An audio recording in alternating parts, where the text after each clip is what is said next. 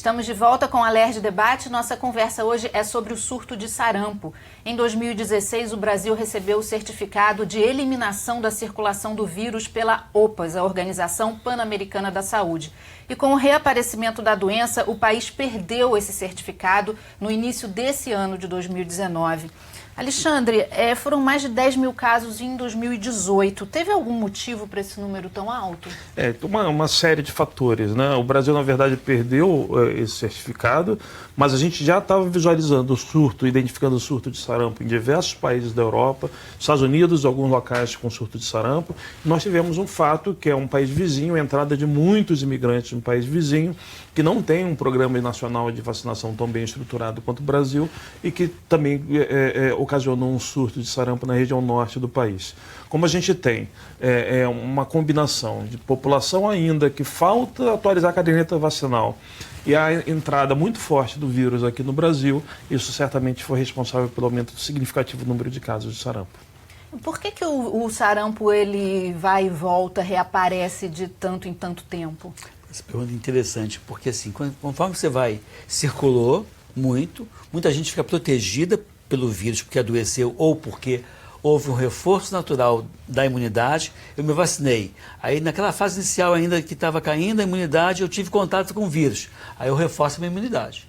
Quando você tem nenhuma circulação desse vírus por muitos anos, a tendência é a imunidade das pessoas ir caindo a ponto de, em algum momento qualquer, chega uma pessoa enferma, volta a ter a circulação daquele vírus, pegando um monte de gente que estava vulnerável. Então você tem esses ciclos, né, do sarampo, é cíclico, e é muito dependente das viagens internacionais para a região de risco, é dependente da não cobertura vacinal. E até desses ciclos migratórios, né? Sim, dessas coisas que ocorrem. Porque como é uma doença que só comete os seres humanos, né, o sarampo só pega a gente, não pega galinha, não pega pato, não pega cachorro, como a gripe pode pegar, é um vírus erradicável, como foi erradicável a poliomielite, como foi erradicável a varíola, e como está sob controle a poliomielite. Então, é um tipo da doença que, se todo mundo fizer um grande esforço, e é um esforço mundial, a gente pode falar do sarampo daqui a pouco como uma doença do passado, não mais como uma doença do presente, igual a gente fala hoje da varíola. A varíola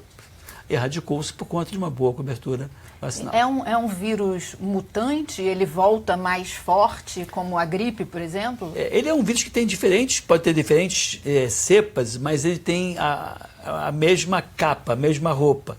Então, eu consigo identificar de onde ele veio, pelo RNA dele, pelo código genético dele, mas a vacina que pega o vírus daqui, pega o vírus da Alemanha, pega o vírus de outros lugares. Então, tem mutantes sim, mas não que dê a ele maior gravidade ou que faça com que ele fuja da vacina que nós temos disponível hoje, né? Na verdade, a vacina ela protege contra... Tem linhagens, né? Tem diferentes características do vírus, mas é um vírus que é possível de proteção com a mesma vacina. Uhum. E Alexandre, como você disse na outra resposta, não foi só no Brasil que o sarampo reapareceu, né? Em outros lugares do mundo também. Isso tem acontecido. E a gente acompanha, a gente vê que existe um movimento mundial anti-vacina. Você acha que isso pode ter sido uma das causas para o reaparecimento do sarampo? Bom, algumas teorias apontam que certamente esse foi um dos motivos em alguns países da Europa e algumas localidades dos Estados Unidos. Aqui no Brasil a gente não vê isso tão bem caracterizado, esse movimento anti-vacina. Na verdade, a gente vê muitas fake news, muitas notícias falsas sendo veiculadas em redes sociais, na internet, mas a gente não tem um movimento anti-vacina estruturado. Eu acho que, de certa forma, esse Programa Nacional de Imunização no Brasil, com um grande número de vacinas, com altas coberturas vacinais, ainda é uma barreira para esse movimento anti-vacina. Mas a gente tem que estar de olho aberto. A gente tem visto nos últimos anos uma queda importante da cobertura vacinal de algumas vacinas muito importantes. E, na verdade, é importante que a gente fique de olho aberto para que esse movimento, que está bem consolidado em outros países do mundo, não chegue no Brasil, não se instale no Brasil com força. Em relação a essa vacina estar chegando à população, está sendo distribuída, como é que você vê isso hoje? Bom, as localidades, todos os municípios estão com vacina, né? Obviamente, depois que a gente abre um frasco, a gente tem um período para poder utilizar. Então, alguns municípios com menor demanda, com menor procura, população menor, eventualmente podem estar centralizando essa vacina em um outro posto. Mas todos os locais têm vacina e, volto a dizer, nós não estamos numa campanha de vacinação de toda a população.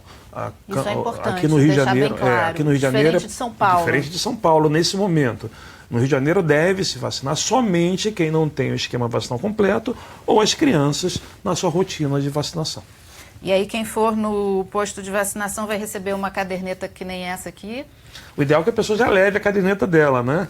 Mas quem ainda não tomou a vacina vai poder preencher aqui a cartelinha. Exatamente. Um documento muito importante para ser guardado, né?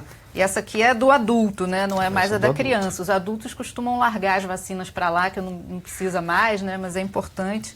Aqui você vai marcando, preenchendo a cartelinha de bingo. É isso aí. Né? E no final você ganha saúde. Aliás, durante o preenchimento da carteirinha, você vai ganhando saúde, né? Não ganha prêmio, não ganha cafeteira, como no bingo ganha. Você ganha saúde a cada vacinação que você faz. Que é o mais importante, Sem né, dúvida. Migovski? Saúde é que interessa, não é isso? O resto não tem pressa. Eu agradeço muito a presença dos dois aqui. Agradeço também a você que nos acompanhou. Para rever este ou outro programa da TV Alerj, acesse o nosso site www.alerj.rj.gov.br. TV Alerj, o canal do povo. Até a próxima.